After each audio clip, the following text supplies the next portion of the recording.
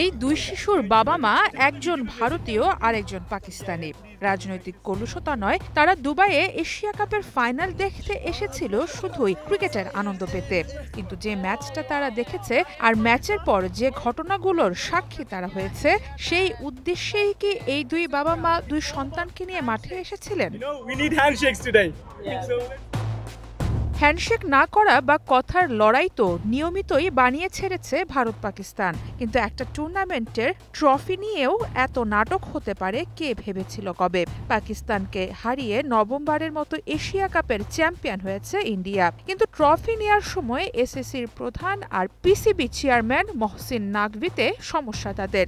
এই পাকিস্তানের হাত থেকে ট্রফি নিতে অসম্মতি জানায় চ্যাম্পিয়নরা। এমন আবদারের প্রতিউত্তরে নাকভিও নিজের ক্ষমতা দেখিয়েছেন। প্রায় আধা ঘন্টা অপেক্ষা করে ট্রফি আর মেডেল সাথে নিয়ে মঞ্চ ছেড়ে হোটেল চলে গিয়েছেন তিনি।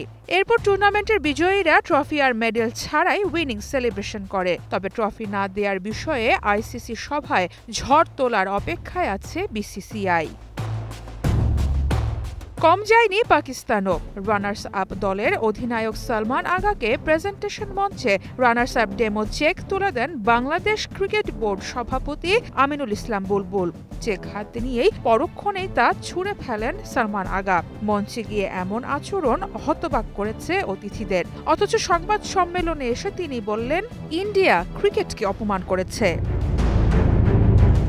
টুর্নামেন্ট শুরুর সময় ঠিকই ক্যাপ্টেন্স মিটে নাকভির সাথে হাত মিলিয়েছিলেন সূর্যা কুমার। ক্যামেরার পেছনেও পাকিস্তানের খেলোয়াড়দের সাথেও নাকি স্বাভাবিক ছিলেন ভারতীয় ক্রিকেটাররা, বলেছেন খোদ পাকিস্তান অধিনায়ক নিজে।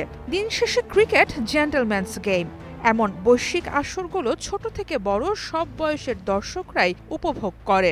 রাজনীতির উত্তাপ যদি খেলাতেই ছড়াবে, তাহলে খেলাধুলা আয়োজনের প্রয়োজনটাই বা কি? সারা মাহবুব, স্টার নিউজ।